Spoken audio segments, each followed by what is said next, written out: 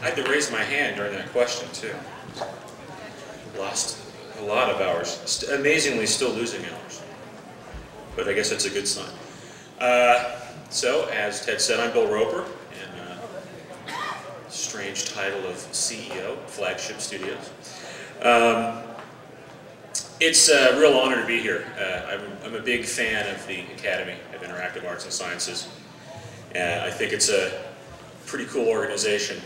Kind of says something about how much our industry's grown over the last few years, that we have our own Oscars, I guess. So we always talk about it, which I'm hoping Charlize Theron will be at tonight. Not in the monster makeup, though. So I was really excited to be able to have the opportunity and be asked to come and talk.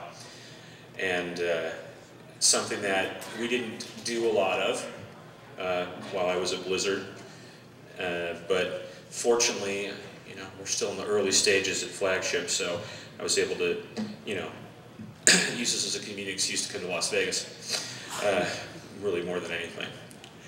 So I don't have all the cool slideshows and the presentations. It's just going to be me up here rambling for a little while, and hopefully that'll work out. But hopefully we'll talk about some stuff that is near and dear to all of us in terms of game design and as players. And the first thing I had to do when working on this was to come up with what my cool, catchy title for my talk was going to be. So, as I recall, it is incentivizing your players, or why carrots are better than sticks.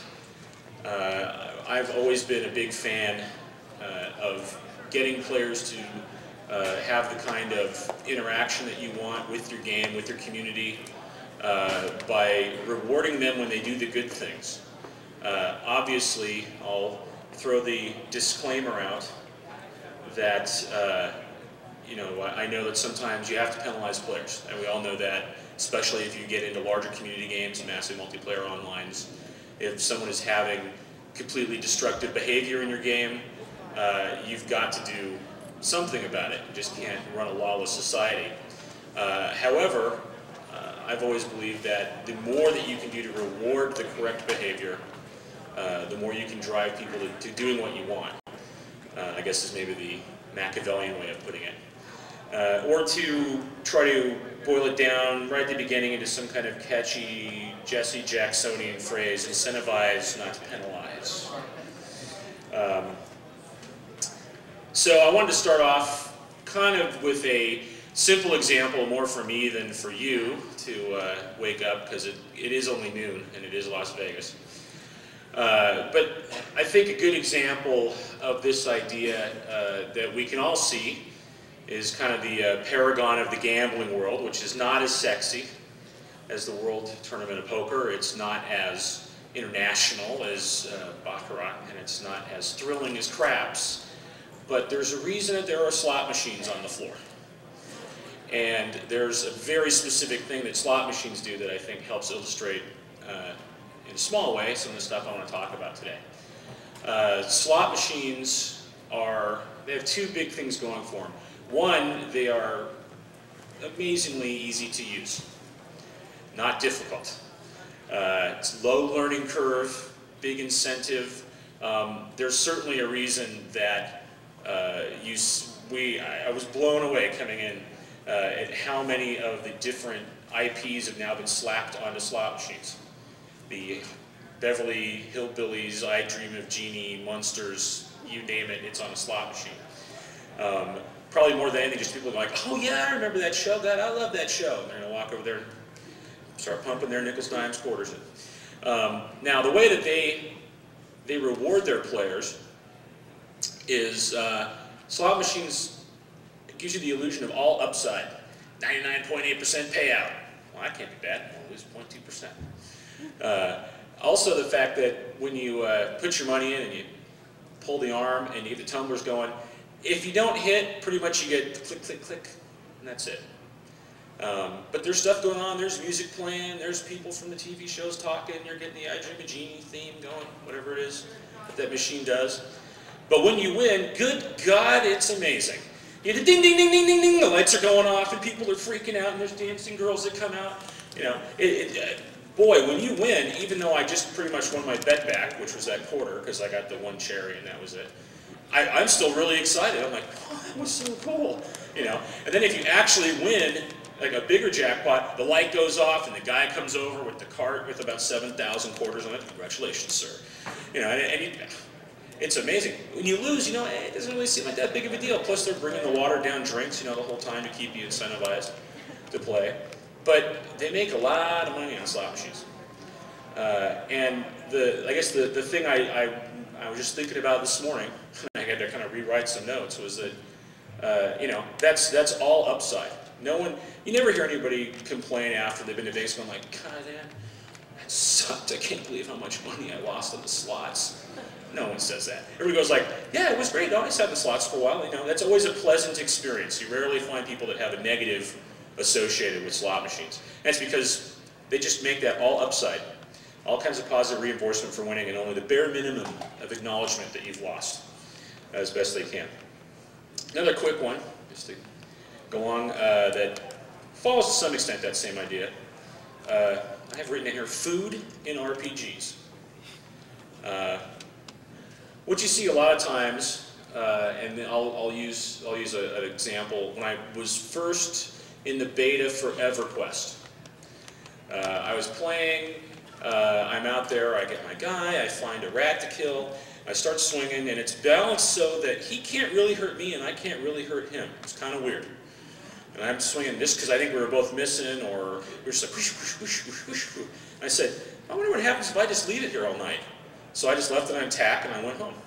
And I came in the morning and my guy's dead. I'm like, oh, well, I guess the rat eventually got the best of me. And then I go back and you know, the 175 pages of combat text I scroll through, and I find out that my guy died because he got hungry. You know, you are hungry, you're starving. Good God, get thee to a brothel and eat. You know, I'm like, oh, jeez. And so I was like, wow, that kind of sucks. You know, I didn't feel real good about that. I'm like, you know, if the rat would have finally, you know, battered its way through my defenses, maybe that I would have felt better about it. But the fact that my hero, who was here to save the world and rid it of rats, or at least at level 1, you know, died because he got hungry. You know, I just was like, you know, to me that didn't feel like the cool use of food. In World of Warcraft, which was the last morgue I worked on, in a little bit at least, we always had the idea that if there was food in the game, the food would only be used for good. And so the idea with that is that as you have food, and what the idea is that you eat it and it helps you regenerate your health faster, or your mana faster. There's no negative. You don't need food to play the game. But if you've gone through and worked on your cooking skill and bought it from other players, or you know, had some goblin drop a pie as a reward or something, you can you can eat that, and that's going to help you. And so it's kind of like, well, if we want food and want to be a part of the game, we want to represent a level of realism and that, you know, people eat or drink, as opposed to making it where if you don't do it, you die. Make it where if you do it, it's something that's just nothing but a pure benefit, and you don't have to. So that was my early EQ experience. Oh, also I've been told that if I want to fit in at DICE, it's important that I mention Dark Age of Camelot during my talk at some point, so please do that. And Erica, I'll expect my money for that too. So I want to dip deeper into some other concepts. This will range slightly a little further than just incentivize versus penalize, but it all kind of ties in into ways that you can incentivize players. A lot of that deals with how you reward your players. So I want to talk for a little bit on frequency of reward. I think that what we see in, I'll use RPGs as an example. If you want to have that item that you've spent a ton of time handcrafting that is just so cool, and your artist has done the bitchin' work on, and you know your designers have spent weeks tweaking it, and then you get the cool spell effect that goes with it. Well, you want it to have a lot of meaning because it's got a lot of pop associated with it, and so you know you make it this cool quest you have to go on in this whole thing, and you end up where maybe like 5 people have it on your server. And it's really cool, but nobody really sees it. That's kind of the extreme case. You can start backing that down, and one of the issues I always have in a lot of morgues is that it feels like, even if it's not really the ratio, like 85% of the time, I'm just getting some crappy dagger, or some mundane item drops, or a pelt that basically could have just been gold, because I can't really use it for anything. It's not even associated with a skill. One of the things that we always focused on, and maybe more from stuff we did pointing specifically towards the Diablo model, we kind of had that monster pinata concept. Man, we wanted stuff to be flying out in excitement, and we dropped a lot of common items, but pretty quickly we got you to that cool blue item that came out. We used to play Diablo, the first time you played, and something flew out, and the name was in blue. And you're like, oh, what's that? And you look on it, and it's a magic item. Cool, I got a magic item. Now, the magic item maybe did 1 to 3 points of fire damage, right? I mean, it wasn't huge, but it was something different. It was something cool and something unique. And the one that your buddy found did 1 to 3 points of poison damage, or it had a 2% faster attack speed, even on the absolute low end of stuff. And it was just that you started having that feeling of, I'm getting stuff that's unique, that's just for my character, and more importantly, is special in the world. Because I think it's a really big thing that I think gamers in general, especially gamers that play RPGs, want to have, is that feeling that the character they're creating has a level of uniqueness and speciality about it. So I've always thought it was just cool to try to figure out ways to give out more magic items, then ramp the kinds of magic items. After a while, after you've played Diablo for a long time, you're like, oh, blue item. That kind of becomes your normal item, because you're looking for the rares and the uniques and the sets, and but there's more ramps of doing that. Really, I think one of the big things with that is, you can really give people that feeling that they're moving along through the world, moving along through the game, in really subtle ways, and how frequently you give them that. We tried to have that idea that when you were pretty much going through and barreling through a game of Diablo, you should be having some kind of feeling of reward, of short-term rewards, whether item drop, gold drop, killing a monster, probably once every 6 to 7 seconds, if you were really in the middle of just cranking through. Now, obviously, we were building an action RPG, so that was our focus of our timeline. But we did a lot of layering too. You've got levels, you've got skills, you've got all these kind of bigger pops of when things happen. But really, I think what becomes challenging, and why I think a lot of times when we're at these summits and these meetings and conventions and we all sit around and talk about stuff, the word that comes up a lot in those discussions is the treadmill. How do we get our players off the treadmill? And if we just made the treadmill fun, then it's not really a treadmill. I don't think a lot of people think of, again, as example, Diablo as being a real treadmill. They're going like, yeah, I killed a bunch of monsters and it was cool, some stuff flipped off and it was really neat. And I couldn't believe it. I was almost ready to quit playing, and then I killed this, one mob, and this rare came off, and then I had to figure out what that was, and then I realized I was really close to my level. And it was just that frequency of reward. You're always right around the corner from something. Certainly difficult when you're trying to figure out how you're going to get people to keep playing your game for 10, 15 years, hopefully. Dump it in there, $9.95 a month, when you're building the morgue. But it's still, it just gives you the challenge, and this isn't easy, but it gives us all the challenges, developers, on how do we come up with more rewards we can give out more frequently. Because I get very frustrated just as a player when I'm playing a game and I feel like, I played all night and I put 9 hours in tonight and I got like one thing. And I think that's why a lot of people in the mass market, when we talk about how can we try to reach out and grab that next level of players and numbers and acceptance, people want to feel like they can come in for a half an hour, move their character, get something done. I've got a lunch break, or I'm going to come home and I got a wife and 3 kids and a job I got to get up for, and I still like to play games, but I don't have 9 hours when I get home. I can't stay up till 3:30. I can come home and play for an hour after I put the kids to bed, and before I get yelled at by my wife for playing games. So I think that if you can get on and say like, I'm going to do this thing, and I'm getting a lot of little rewards. You certainly have to ramp those, and you have to scale what those are to continue to make them interesting.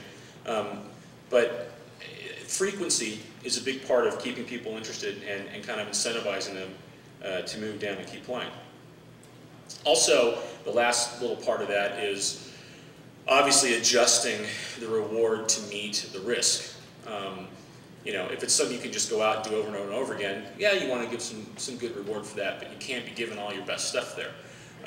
You know, we found that we were able to do that a lot with difficulty levels, or where they were, or if they were unnamed mobs or mobs that had, you know, minions that were associated with them. So it was a much more difficult fight, and then we gave you the better reward for that.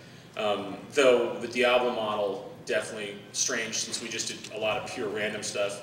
We always had that slot machine pull where you never really kind of knew. You might just kill some guy who was really easy and get something cool, so you're even interested in doing it there, because of the kind of the unknown frequency of the reward. Another thing you can do is reward activity. So I think one of the things that's really important to do is to incentivize players to do what you want them to do in the game, and not from a community standpoint, but from a gameplay standpoint. I've thought of a couple examples of this. To me, the bad thing is, for example, in an RPG, is if the coolest item you get is from a merchant, or it's, you know, the best reagents are all things that you buy. I think a lot of games have moved away from that. Certainly, a lot of games have made it where, you know, their goal is to have the best item you can get be one that a player has crafted and then has been imbued by another player, to kind of reward the people who have chosen the activity of crafting. I think you can push that in a lot of different ways, and basically reward people for interacting with the game the way that you hope they would. To venture out of the RPG model, so I don't want things I'm talking about to all be centered in RPGs. Warcraft 3 tried to do that from an RTS standpoint. And that was that we found in StarCraft a really common tactic was turtling. That's what it got called. Where basically you just build up tons of defenses, kind of be a turtle in your shell, and then make up big groups of guys, and then you'd send them out. But your big concern was never expanding. You just did everything you could kind of in your one home base, and you'd go out and you'd get a secondary base, but just kind of strip mine it, and then you'd come back and you'd turtle into your little area. Found a lot of players felt that was kind of boring. It was effective, and it was a very good strategy, but also, you know, didn't really get us kind of what we wanted in a lot of instances. We wanted people to go out and do stuff. So what we did with Warcraft 3 is we introduced the creeps, or these little groups of monsters that your heroes gained experience from. So in the beginning of the game, you really wanted to go out and take your hero, and as opposed to just sitting there and kind of turtling and being safe, you wanted to kind of go out and adventure real quick. You wanted to go out and explore the map. And what we wanted to do with Warcraft was to reward players for not just sitting in their base all the time, but going out and exploring the map and interacting and getting to the other player earlier and in different ways. We did a lot of things with automation of resource gathering, that you had to have less guys doing that. You kind of got to your best case break-even point with fewer workers. So you spent less time in town, and less time thinking about town, and more time thinking about where you're going to go, and what you're going to attack, and what you're going to go do. Because that's the kind of gameplay we wanted to build into that. We wanted people to be going out and exploring. Another example of that same kind of idea was in Diablo. We used to have health and mana regen on its own and at a pretty good clip, but not super fast. And what we found is when we had that in there is that people would go and fight monsters, they got pretty hurt, and they'd go and they'd hide in a corner and they'd wait. And then they get their stuff and they go back out and they fight. And so we had this really not what we wanted. We wanted, you know, people out there pushing, fighting, moving, you know, kind of always on the go gameplay feel. What we got was spurts of that, and then they'd go and they'd hide. And spurts of that, and they'd go and they'd hide. And the further you got in levels, the longer it took you to regen your ever-increasing mana and health, and the harder the monster. So you go out and you fight a few guys, you need to go sit for like twice as long. So we're like, okay, well that's not going to work, because then your best gameplay tactic when you get to high levels is to fight for 30 seconds and sit for 4 minutes, which wasn't really what we wanted people to be doing. So we came up with the mana and health potions. It was like, you can get these rewards, and then when you're out there, boom, you're just drinking those things. You know, we had some that worked instantly, some that worked quickly over a very short amount of time, so you could even use those kind of tactically. But it pushed the gameplay in the direction we wanted. It was the reward we put out there so players would do what we wanted them to in the game, and to move that direction. Obviously, you know, you've got to penalize people at some point. And I think in this instance, you know, in rewarding activity, the thing that you have to make sure you don't do is inadvertently penalize someone with a reward. Sounds a little odd, but the example I have for that was when UO was kind of first starting. If you were a bad person in the community, and you were killing people, and you were player killing and taking their stuff, you were a Dark Lord. How cool does that sound? Who doesn't want to be a Dark Lord? Hell yeah, I'm a Dark Lord. Come here. Dark Lord, right? Everybody wants that, you know. So they tried to penalize, you know. Well, you can't talk to people in the shops, and it's dangerous in there. Yeah, but dude, I'm a Dark Lord. Come on, man. You know. Yeah, I'll make some level 1 character and send him into town to buy my goods. Why not? I'm a Dark Lord. You know. And so that was, obviously not what they intended, I'm sure, but players latched right onto that. I was like, wow, that is so cool. One of the biggest things that when you deal with, and this is not to say anything bad about our players, but when you look at child psychology, one of the things that you do is, you know, what do you do when your kid's been bad? You send him in the corner and you don't talk to him, right? It's the stereotypical thing that you do. Ostracizing people is this, I think, the single biggest thing you can do, excuse me, to penalize them, because they don't get to interact with anybody. The reason that they're doing all that stuff is they want attention. Hackers don't hack our games because they reap great financial rewards. It's because they get to put their cool Hacksaw tag on this thing and everybody talks about them on the boards. It's all for notoriety. Well, except for the ones that, you know, do it specifically in unnamed Asian countries to make a lot of black market profits. It's the same thing in games, though. You know, people are there and they do that stuff so people can sit there and, you know, spam the channel. Stay away from Bloodhead because that guy is like a total dick. You know, like, you can't believe it, he K'd me 5 times. And that guy's sitting there going like, that's right, I did. You know, and God forbid that he gets to be a Dark Lord over it. Then it's really bad. You know, if you can just find a way to say, you know what, you've done the bad thing, you're penalized for it. Here's the way you've been penalized. You don't get to interact. We tried a lot of stuff like that with BattleNet, which is not a perfect correlation to a lot of ways. But we would do things like, you know, ban accounts. People couldn't play for a certain amount of time. Not let them talk to other people. That was one we tried for a while. That seemed to work pretty well. Where it was like, yeah, you can still play the game, but you can't start games. You can only join games, and you can't talk with people.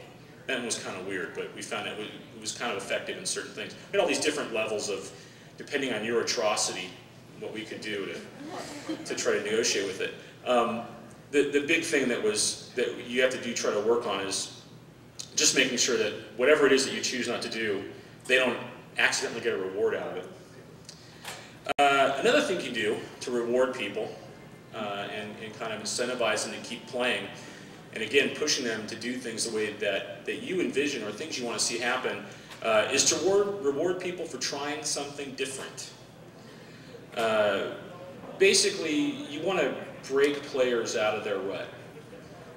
You know, everybody who plays games finds that there's some tactic that works real well.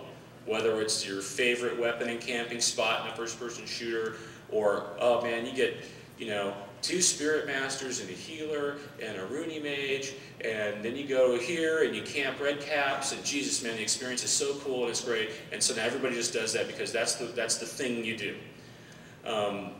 And so what you can try to do is to get people to try to do different gameplay. A really good example of this that actually playing it in a newer version of the game made me stop playing the older version, and now it has me excited to play the new version, is what some of the stuff EA Sports has been doing. They have this, I think, incredibly cool concept where you earn different points as rewards for meeting milestones or feats in the game. So if you're playing basketball and like, hey, you have an individual player who scored more than 30 points in the game, you get X amount of points to go spend in the store. And that lets you buy cool new unis and headbands. And you get all this kind of cool stuff that then applies into your game. You get to see your guys in. But they also have a lot of list of stuff, and some of them have higher point values for things that you probably aren't really focused on. Like, well, I get a lot of points for having, over 10 assists, for having a triple-double, for leading these guys and these things, and things you never really think about, I mean, if I'm going to get in the rut, I'm just going to drive Kobe to the hole every time. I'm going to score about 67 points a game with Kobe, because Kobe's the man, here I come. Or I'm just going to post up Shaq, and there it is. Not that I play the Lakers, but, so that's, but after a while, you know that even as fun as you can make that, that's going to get repetitive. So you start thinking about, man, how do I get those cool Air Jordan shoes that I've seen the other guy play? Oh, well, to do that, I had to have 3 consecutive games where, I had a player with a triple-double. Now you're thinking like, okay, well, I can't just drive Kobe to the hole all the time because I got to use him to rebound or I got to do some assists, or you're starting to think about how do you change the gameplay because you want that reward that's been put out there. So you're incentivizing the player to do, something different by the reward that's given. You see it a lot in fighting games on console systems, where there's all these cool characters you can unlock, but it's after you've beaten the game with every other character that's there. Or in a racing game where you get the cool new car, different tracks, after you've completed certain tracks in a set amount of time. It's these these rewards that are out there, and I think to a good extent it's better if you know the reward is there. The thing I liked about the EA model, and I stopped playing MVP Baseball 2003, and I'm waiting for 2004 to come out because they're going to have all that stuff in the new baseball game, and I got to get the cool old school unis for the Giants, and I got to get that all hooked in. And so it's just a way that you can come up with ways for players to get excited about playing the game and looking forward to like, oh, this is really cool. You can also use that if there's something you kind of don't want people to do in the game, you just don't reward it. Yeah, I think I can do that over and over, but it's much better to do this, and you get a lot better reward by doing this. It's more exciting for you to do that. It's more interesting and more benefit for your gameplay experience. And start websites like, oh, here's all these cube recipes. Here's ones that I found out. We use that to put into press articles. We could put new ones in after it came out. And say, oh, in this patch you put in 10 more Roger cube recipes. People are like, oh, I'm gonna find the recipe. Gotta find the recipe. And it was a way for people just to try stuff. Also, interestingly enough, a way to kind of burn through inventory items. Especially people when like, oh, so I got to put a rare sword and 3 of this gem in there, and then I'm going to get this. Well, okay, yeah, I'll burn a rare sword. And now people, even if it was an item that maybe they couldn't use because they were a paladin who was using, was focused on a hammer or a spellcrafter like a sorceress who was out there, casting spells and care about swords, they were excited they got this rare sword because they knew that they could use it in some kind of cube recipe. And also, early on, especially in the game, people were just trying all kinds of crazy stuff. They're just dumping the crap in the cube and hitting the combine button and seeing if something happens or not. And that's just kind of a fun thing that they can do, but it also, it rewards them for doing something different, for thinking, well, inside the box, but outside the box, I guess. What that ties into, which was my next thought, was good community building. Another way that you can reward players to build a good community. The community that came out of the Cube was it really got added to a lot of fan sites and gaming sites, and people would cause people to interact. In terms of good community building, this can really be used. You can reward things both in a game and outside of a game, because we all know there's a ton of people that support your game, not through the gameplay necessarily, but by having fan sites, by having their time and their energy and their resources. Even posting on your forums. That was something we did for a good long time. At Blizzard, we had this concept of MVPs, which were most valuable posters. And they were people that we would track in our forums that gave really good advice to people and overall were just really helpful to the community. So we gave them an icon, and we displayed their text and messages in a different color. And man, that was the coolest thing ever. They were just like, how did you get that icon? How did you do that? Well, because I'm a responsible member of the community, and I help people out. And they're incentivized. They were rewarded for it, and they're incentivized to continue to be a good member of your virtual society, because they know that you see it. A lot of this is, in the community stuff especially, is recognition of what people do well. and having a high level of interaction. I think that, you know, say it was last year at E3, or the year before, I don't remember, I went to a community building seminar, and Galaxies specifically. You know, a lot of it was a talk about how they were building up, you know, their community even before the game had come out by having a very interactive forums where the developers were talking in the forums and people were getting information from the people who were making the game, and they were rewarding people, you know, by they were getting cool icons, they were getting, you know, it was this way you could kind of reward people for having already being a good member of society, which in a big community game is always a challenge and a difficulty. And you'll really be surprised that, especially in a forums, if you have a forum setting, how much just an individual icon that nobody else can get means. It's kind of weird. But when somebody has some cool icon, they're like, oh, how did you get that? How do I get that? What do I have to do to have the cool thing that nobody else has? Because it just becomes kind of part of the game. An in-game example of this that I thought was really clever was kind of this mentoring concept in Tales of the Desert. If anybody's played that. It's a really interesting MMO concept in that there's really not any combat. Basically, it's a massive game of crafting. But they do a lot of clever tricks in getting that done. And one of the things that I really liked was when you started the game, it seemed to be an incredibly friendly place. People come up, hey, how you doing? You just start, hey, do you need help with anything? Oh, I get them all, wow, this is really cool. This guy's not trying to come up here and, like, you know, wait until I'm halfway killed by a rat and then gank me and take my newbie stuff. He's actually interested in, like, you know, and, oh yeah, and I talk to the guy, blah, blah, and he's helped me through, and I'm like, where's this? Oh yeah, here's it, just chat me up anytime you want. Here's my kid. Okay, great, and I do that. And then after a while, he starts to goes, oh, hey, you know, if you think I've been a good mentor to you, there's this in-game method of providing that feedback, and what you ended up doing was kind of building a shrine to that guy. And once, in the game, you built like this little shrine. The players incentivized that because for every, I think, 10 shrines they get built, they get a boost. They get a cool reward for that.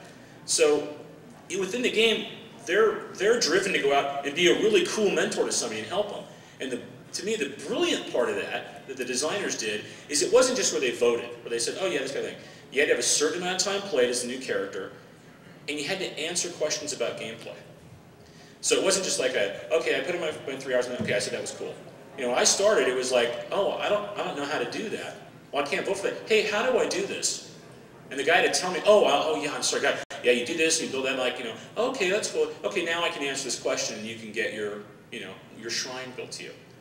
But it totally brought me into that game. I was on board. I was ready to play. I'm like, wow, this is really cool. People are really friendly. And I didn't join with anybody else. Pretty soon, I'm in basically a guild, and I'm working with people, and we're doing stuff together. Because that was kind of the first people that I met. And it really kind of helped break that newbie ice. And it was a great reason, you know, that they had come up with a way to incentivize and reward their players for doing something that they really wanted them to do. They wanted it to be an easy experience and a friendly experience. So they rewarded people for making the place that kind of game. I've also got written down here twinking, which I know is of particular, I don't know if concern is the right word, but certainly always heated discussions in massive multiplayer games. Basically, I started thinking about, you know, how could I kind of apply these ideas to things that maybe aren't exactly down the road of incentivize, not penalize. And I guess the first thing you have to talk about, one, you have to decide for your game, is twinking really bad? Because twinking in itself can be a reward. If you don't really care that much that players are helping out lower level players by giving them all this stuff and gold and everything, you know, because it does mean that they've built up one character at that certain level, and then they're going to go build up another guy at that certain level. Or they brought their friend into the game, and they're going to help him get up to a certain level and play. So, in and of itself, you have to decide whether you think it's really bad or not, because it probably is showing that either a player that's current is bringing a new player in, or they're extending their gameplay experience because, you know, they can jumpstart their next guy. If you don't want twinkers, however, instead of penalizing people by basically saying that their items are like no drop items, or only you can use this and you can never sell it, because maybe you don't want it, maybe it doesn't really work for you, or it's not as good as what you had. Now you're feeling like, well, God, I did that whole thing, and I feel a little penalized. You could give players incentives for using the items that they did get. Yeah, sure, you get that really cool drop, and if you want to give it to this guy, that's what it does. It does that base whole thing. But if you're the player that uses it, and obviously we can attach the item to a player. If we can say it's a no drop and only can use it, well, we know it's yours. There's an ownership in the character. It's like, yeah, you get all these cool bonuses. You get these additional things if you're the one who uses it. This weapon is sold down to you, or whatever you want to cool in your world mythology works. Right? And then it's like, yeah, you can sell it, you can give it away, somebody else can use it, that's fine, and it's this cool item. But when you use it, God, it's a really cool item. It's an item worthy of a Dark Lord if you use it. And just trying to figure out how to maybe have you where, I don't want you to twink, so we're going to make this item. It's good. It's a good item. It's an item that guy could get. At this level, it's really no better than another equivalent item. But when you use it because you found it, it's really cool. It actually has that pop you want it to have. But it doesn't give you that negative, at least when I play the way I feel about it, it doesn't give you that negative of where, oh, I've got this and it's really cool and only I can use it, but I can't even give it at its basic level to somebody else, to help my friend, help my other character, or whatever. I guess the last thing that I have listed on here is finding ways through rewards to make the community work for you. And this is a real world one that we tried. We had a very difficult, sticky, weird situation that arose that we could have never foreseen that always bugged us. And this was with Diablo 2. And for anybody who's played on Diablo 2 any amount, especially online, the initials SOJ will probably have a specific meaning. We had a ring that was called the Stone of Jordan. That was a rare ring that we thought, man, this ring's really cool. But it's going to be really rare, so we can make it real cool. That was until somebody figured out how to dupe it, and then there was pretty much 1 billion of them. It had the interesting side effect of becoming, to a good extent, the default economy of the game. Because when you would go and trade items, it wouldn't be how much gold can I get. It would be like, okay, well, I'll trade you this King's Imperial plate of badassness for 7 SOJs, and it just became what people traded, which was kind of interesting, but also nowhere what we ever intended. So we'd sit around, and I cannot tell you for how many months / years we talked about how will we resolve the SOJ issue? What can we do? Well, we could just delete them all. Except for the fact that we are running a free service. The fact that people trade them, we don't have any way to know whether you had a real one or a duped one. So you could be some guy who saved up and traded all this cool stuff, and you're like, oh, I finally got a Stone of Jordan. That's so cool. It's gone. And you didn't do anything wrong. Maybe you got yours legit. So we couldn't really penalize the players that we felt were doing the bad behavior of having done all the duping to get rid of all those Stones of Jordan. So what we ended up coming up with is when we were working on the much labored, incredibly time-intensive 110 patch that came out right after we left, which was tough. I was like, oh God, it was so close to being there when it came out. What we had talked about was, let's find a creative way to get rid of Stones of Jordan. And so we came up with this concept of having a way that the community could summon what we called the Uber Diablo, which was this completely pumped up, on steroids, crazy version of Diablo that would appear anywhere in the game at specific locations, so you didn't have to go to his throne room to get him. And the way that you got this guy to pop up in the game for massive experience and a really cool, unique drop that was way better than the Stones of Jordan, was that it triggers every time a certain number of Stones of Jordans are sold to merchants. And it was a complete experiment. We had no idea if it worked, and I'll be darned if it didn't. People, the first time it tried, and the big secret that I'll let out is that the very first time we primed the pump, I will freely admit, I'll probably get a lawsuit slapped on me because I'm not a Blizzard anymore. But the very first time we did it, we just put a counter up until a certain number got hit, and then we spawned Uber Diablos. And then we turned that off. And people went, I was in my game, and all of a sudden Diablo was in the middle of the courtyard. oh my God, and he was really strong, and he kicked the crap out of like 5 of us. Except that a couple people beat him, and they went, yeah, it was really weird. You know, we beat him, and he got this cool experience. And like, he dropped this nihilist charm, and oh my God! And then, you know, somebody posts it, and everybody's like, oh, well, I gotta have that. How do we get that? I'm like, well, how did he show up the first time?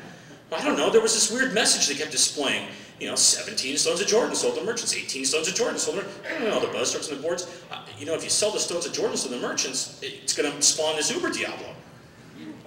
So we're getting, you know, pretty much this, like, you know, 75, 85 stone of Jordan to spawning an Uber Diablo in all the games that are active, and then rewarding anybody who happens to kill them in those active games with 1 charm. Now, a really good charm, but also one that you can only have 1 of. So it wasn't like people could kind of milk the system and farm these charms, because it was difficult. And what we found, because then we were tracking everything, is that we saw a lot of stones of Jordans get out of that game, which is what we wanted to have happen. Yeah, we had these nihilist charms come in, but we were ready for that, and that's what we wanted to have happen too. We wanted to get those out there, because we thought they were really cool. Now what we've seen, I talked to the guys before I came to the show, I said, so how'd that whole Uber Diablo thing work out? And they said, oh, it's cool, now I have those. Now people are like all watching their SOJs again. They're not necessarily the common denomination anymore. Now people are like, oh my, yeah, you know, I've only got 3 left, and I won one of my character, and I can't really part with that. When before they were just like water. Oh yeah, so Jordan, yeah, there you go. You know, so we brought the rarity back to this really cool item by by building into the game a way for the community to work for us, for them to do this, and by incentivizing that, by giving them a big reward for doing what we wanted them to do. I have a whole 5 minutes left. If anybody has anything they want to throw out question-wise that I can answer, I will attempt to answer that. Hopefully some of this made sense. I know it was maybe a little shotgunny, but I guess the thing that I did want to just push on that is something I've always liked playing. I've tried to throw down as part of a contribution to a game design. Because certainly, and this is a big thing that I do want to throw out at Blizzard, is that there's really no single individual that makes the cake. And I think that's a good lesson for every development team to have, is that, you know, you built a team for a specific reason. We got these people on our team because we know they can contribute. You know, certainly you're going to have leaders and you're going to have people, you know, that are there, that are the guys in the trenches. But, you know, you got to be open to those ideas and those concepts and where they come from every place. And that's certainly the way that Blizzard works, certainly the way that, you know, we're working now. So I wanted to, even though I appreciated the accolades that I got from Ted, I don't want to try to take all the credit up here for all those ideas. I mean, unless you want to just throw them on me, and then I'll deny. No, because it really is a huge team effort thing. I think that's a lot of these ideas that I talked about. You know, some are mine, a lot of them are other guys. Just said like, hey, what if we tried this? And you try it out, and it works well. But that was, I think, when I got the opportunity to speak here, when I wanted to try to throw out there was something that I've always tried to put into anything that I've worked on, is that, you know, I don't like penalizing people. I don't like, you know, hitting them with a stick. And I'd rather, you know, give them that thing that they want to go do. Because I think people are more drawn to that on the whole. How you can catch more, you know, insect of your choice with honey. But if anybody has any quick questions, I will do my best to answer them. Or wants to karaoke. I've got a quick one for you. Sure. Lauren Lanning from Monroe. And thanks for being here, Bill. Oh, my pleasure. But I admit I'm a turtler, big time. And so my question is the reason that I played that way and enjoyed playing that way is because I don't have the time to really master all the hotkeys and get it done like my designers would. So when we play on the net at work, if I didn't do that, I would just get my ass kicked rapidly by these guys that, you know, that's all they did, right? Play the game, right? And they were supposed to be building my game. But that's another story. So I'm being responsible and they're kicking my ass. Single biggest problem with our industry is we all play each other's games. Hey, how you guys working on that? Can't talk, killing. No. Is that, do we have that level in our game? No.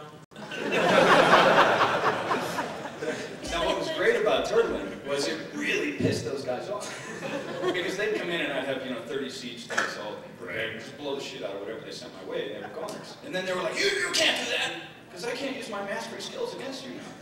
Now, your solutions that you found for Warcraft 3, I think, were brilliant in incentivizing the time. But again, what that did was it brought back more of the guy with the faster twitch and faster hotkeys is winning again.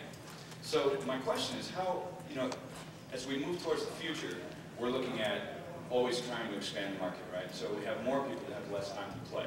So what are your thoughts on how you address both so that they can still wind up in the same world and be compatible, find out different strategies? What you would hope is that in the perfectly balanced game, which is impossible, but is that the turtling would have been just as effective and not more effective than the mastery thing.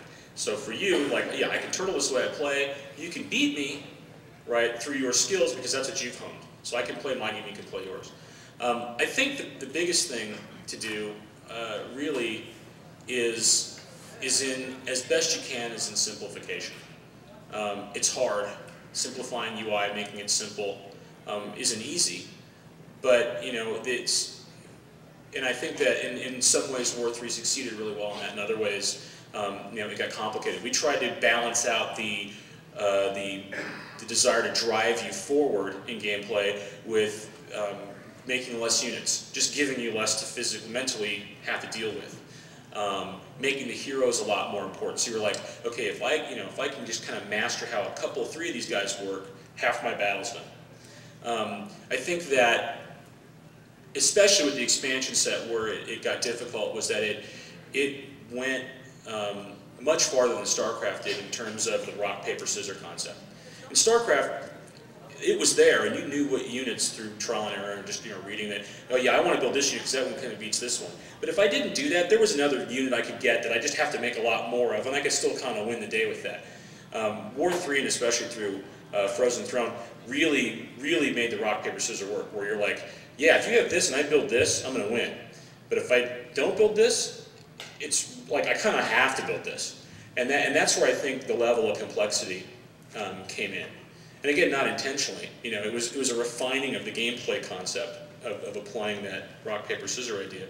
But it probably went a little too far, because I found that some people, and myself, I'm no genius in playing everything in the RTS games. I find I'm really good at about the first week if I've been working on it and playing it, and then the 15-year-old kid gets it and plays it like 24/7, and 2 weeks later, and I can't even. Forget it.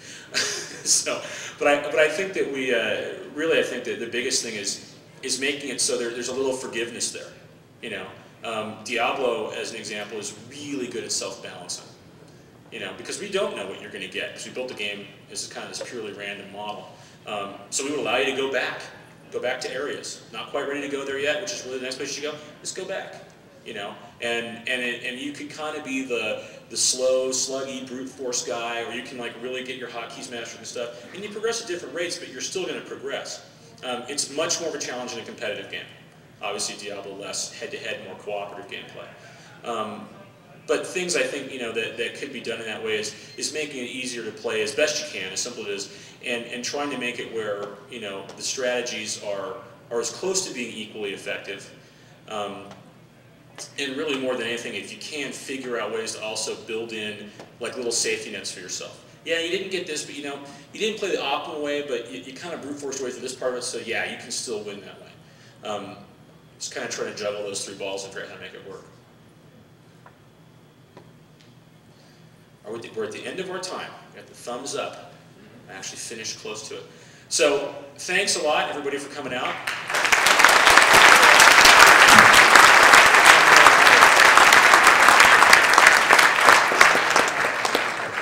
And enjoy Las Vegas. It's a tough place to have a convention.